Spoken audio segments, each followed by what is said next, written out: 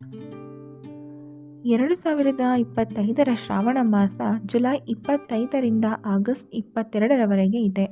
ಈ ಮಾಸದಲ್ಲಿ ವರಮಹಾಲಕ್ಷ್ಮಿ ಹಬ್ಬವು ಬಹಳ ವಿಶೇಷವಾದುದು.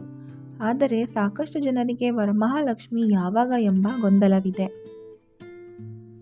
2025ರ ಆಗಸ್ಟ್ 8ರ ಶುಕ್ರವಾರ ವರಮಹಾಲಕ್ಷ್ಮಿ ವ್ರತವನ್ನು ಆಚರಿಸುವುದು ಅತ್ಯಂತ ಶುಭಕರವಾಗಿದೆ. ಈ ದಿನಾಂಕವು ಶ್ರಾವಣ ಮಾಸದ ಶುಕ್ಲ ಪಕ್ಷದ ಚತುರ್ದಶಿಯಾಗಿದೆ ಮತ್ತು ಹುಣ್ಣಿಮೆಯ ಮುನ್ನ ದಿನವಾಗಿದೆ.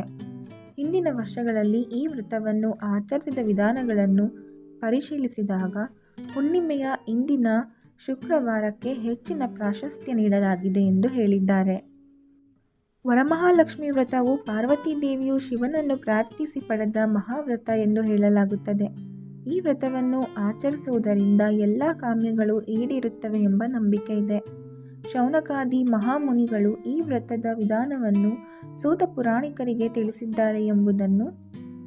ವ್ರತದ ಆಚರಣೆಯಲ್ಲಿ ಮನೆಯನ್ನು ಶುಚಿಗೊಳಿಸಿ ತಳಿರು ತೋರಣಗಳಿಂದ ಅಲಂಕರಿಸುವುದು, ಮಂಗಳ ಸ್ನಾನ ಮಾಡುವುದು, ಗಣಪತಿ ಪೂಜೆಯ ನಂತರ ವರಮಹಾಲಕ್ಷ್ಮಿಯನ್ನು ಪ್ರತಿಷ್ಠಾಪಿಸುವುದು ಮುಂತಾದ ವಿಧಿವಿಧಾನಗಳು ಒಳಗೊಂಡಿವೆ. ಓಂ ಶ್ರೀ ಮಹಾಲಕ್ಷ್ಮೀ ನಮಃ ಎಂಬ ಮಂತ್ರವನ್ನು ಜಪಿಸುವುದು, ಅಷ್ಟೋತ್ತರ ಅಥವಾ ಶತನಾಮಾವಳಿ ಪಠಿಸುವುದು, ಕಮಲ ಪುಷ್ಪಗಳಿಂದ ಅಲಂಕರಿಸುವುದು ಮತ್ತು 12 ಎಳೆಗಳನ್ನು ಕಟ್ಟುವುದು ಸೇರಿದಂತೆ ವಿವಿಧ ಪೂಜಾ ವಿಧಾನಗಳು ಇವೆ.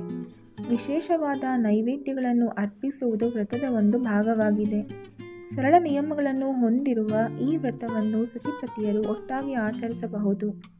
ಈ ವ್ರತದಿಂದ ಮಹಾಲಕ್ಷ್ಮಿಯ ಕೃಪೆ ದೊರೆಯುವುದು.